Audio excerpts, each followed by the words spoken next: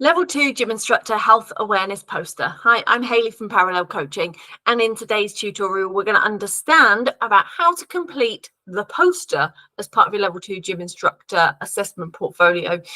This is an area where a lot of people get stuck, so today we're going to help you get unstuck and help you know exactly how to answer this section. It's guidance on how to complete the poster as part of your Level 2 Gym Instructor coursework. So if this is for you, if you are working towards your Level 2 Gym Instructor and working on your learner achievement portfolio, as you can see, this is me in the classroom with one of our groups from the Level 2 Gym Instructor, which is really nice to see. Each of these gym instructors would have had to have done this poster as part of their coursework. So it is sort of a standard across all the Level 2 Gym Instructor, certainly at the moment. Sometimes the syllabus does change, but as part of that, you basically go and complete this poster as one of the assignments or one of the sections within your learner achievement portfolio. So today we'll understand how to interpret the criteria, find the answers, create the poster, and also keep it simple, which is very important. So we're going to start off by understanding the criteria. First thing you've got to do is go and find your learner achievement portfolio, or sometimes it's called a learner achievement record. And inside that, you'll notice that there is a section where it's asking you about the poster. Your training provider must provide this to show you what the criteria is. You can't be expected to do something if you don't know what the criteria is and what the mark scheme is. So that's why it's provided inside this. This is a screenshot from the Active IQ Level 2 certificate in gym instructing. That's the one that we use here at Parallel. So inside that, you can see there's some clear marks awarded for the poster. That's what we're going to have a look at in a bit more detail, because unlike the worksheets, the poster is categorized as an assignment. And that means it can be harder to interpret the criteria and harder to know how and where to answer it. You'll notice there's no space for you to actually put the poster. You have to then attach it as an additional document or physically hand it in. I'll talk more about that in a moment. But let's have a look at the learner guidance. I want to share my screen a little bit differently so that you can see it a bit better and I can see it a little bit better. So let's have a little look. So this is the criteria for the one we're using, which is the Active IQ version. It does change in time, so please make sure that you've got the right one for what you're submitting. Different syllabus changes. You might be watching this in a year and things might have already changed again. So make sure that it's relevant for what you're doing and make sure you look at your own one. You'll notice there's a statement at the top. This is basically saying you need to design a single poster or infographic to communicate the benefits of a healthy lifestyle and the risks of obesity and an unhealthy lifestyle.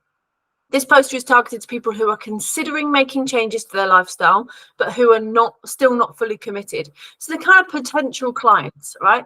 And this is a really key part, because one of your first things that you need as your criteria, you can see at the bottom here, it says the first part of the criteria. Let me just scroll down.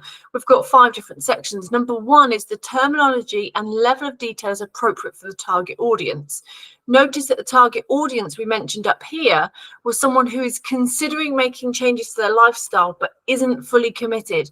So we're not selling it to someone who already loves exercise. We're selling the idea of exercise to somebody who is potentially overweight or obese and isn't currently making those changes and not really considering making those changes to their lifestyle, or haven't decided that that's what they want to do yet.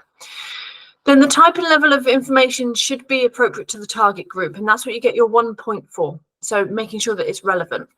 Then the message underneath, we're going to talk about these other sort of points that you get in a moment. So you'll notice there's 4 bullet points here, and these correspond to the 4 sections that we've got underneath the message, which is what's going to go in your poster. It basically should say the content, really. This is the stuff you're going to put in your poster. You want to make sure you've got something about the health risks of being overweight or obese. That's going to take 3 marks. So you're going to make sure you include 3 bits of information minimum. Minimum is 2, but why not include all 3? Because that's what you're going to need. It means that there's a space for some error if you do have any. The next point down is current prevalence of obesity in the UK. It's asking for 3 marks here. So that's not just one statement, but if you've got a couple of different statistics, that would be really good to include.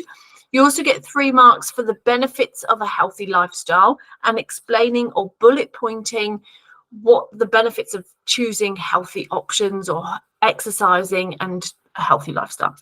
And then number 5 is the risks of an unhealthy lifestyle. So this is the polar opposite, really. Benefits of a good healthy lifestyle versus the risks of an unhealthy lifestyle related to common medical conditions like hypertension, heart attack, stroke, etc., diabetes. And you get 3 marks for that one as well. So there's a total of 13 marks. You'll notice that you have a minimum of 11 required. Can you see this at the bottom?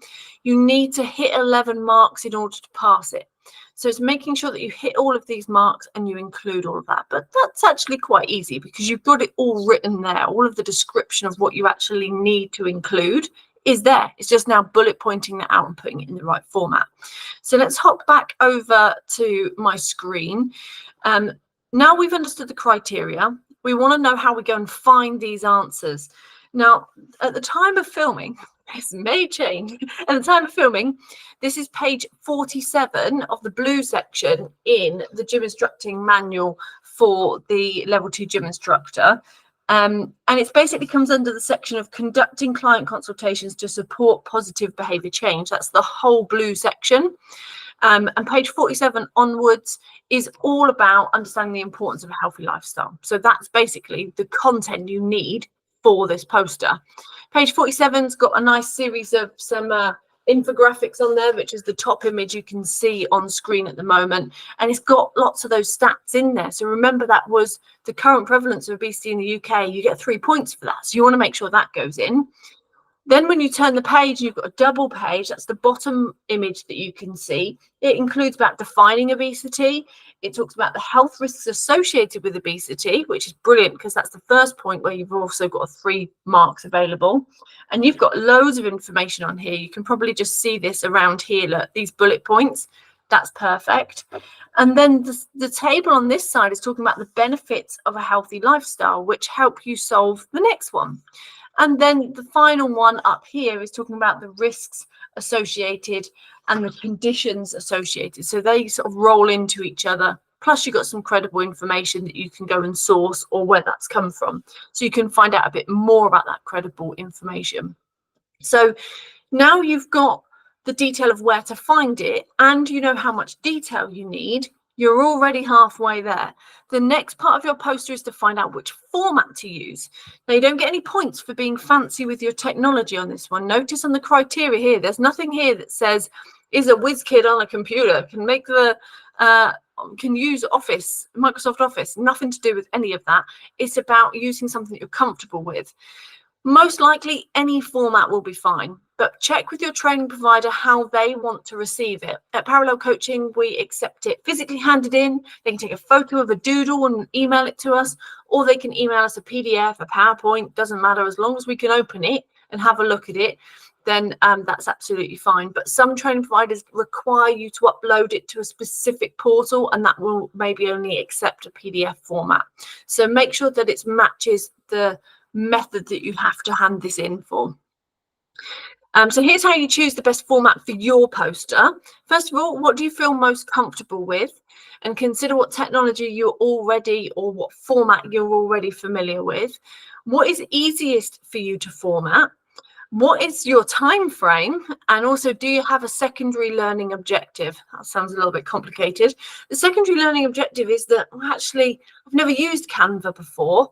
I might go and use Canva because I can learn how to use it ready for when I'm working with clients later. It'll be a good life skill that I'm going to work with.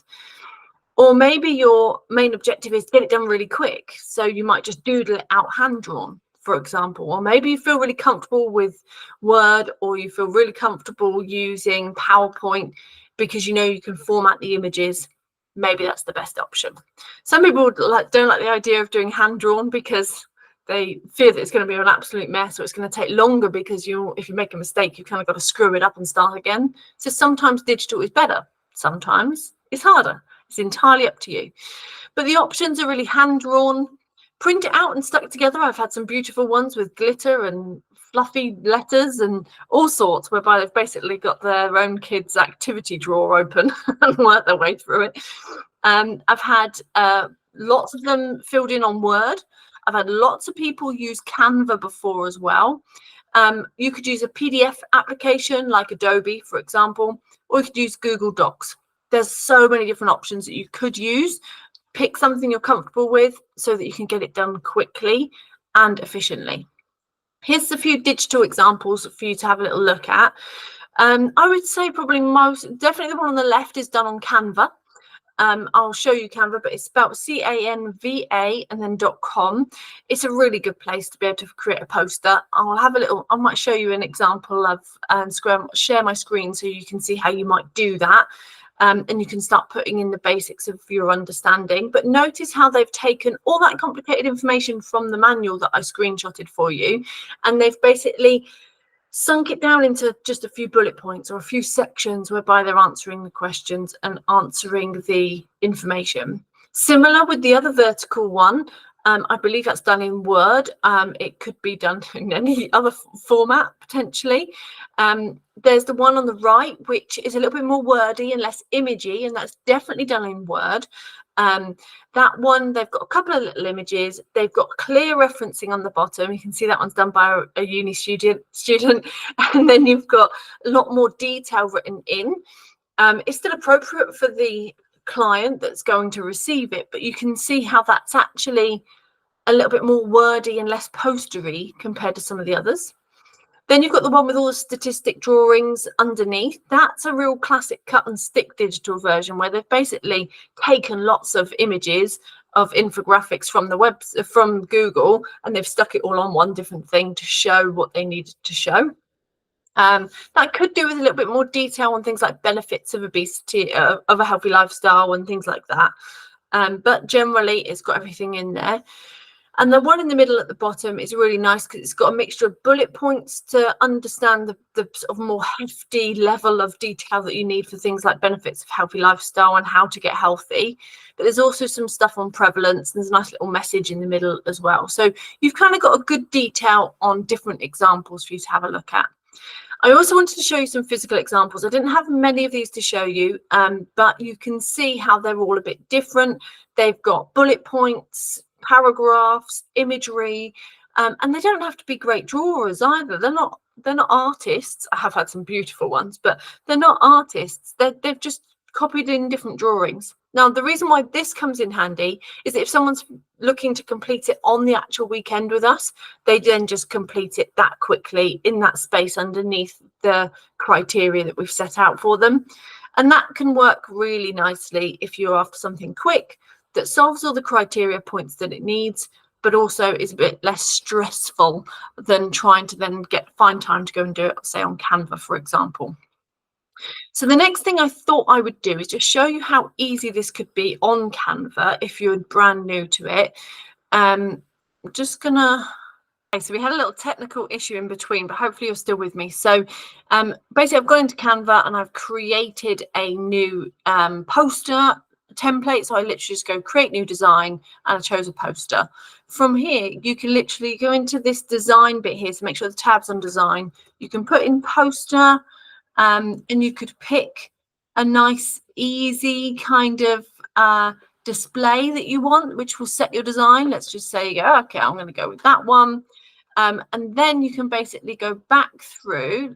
So we've got that. That's nice. We'll go with that one. There's loads on here that you can choose from that will give you a nice setup, which I think is quite nice. Let's go with that one. That one's quite nice.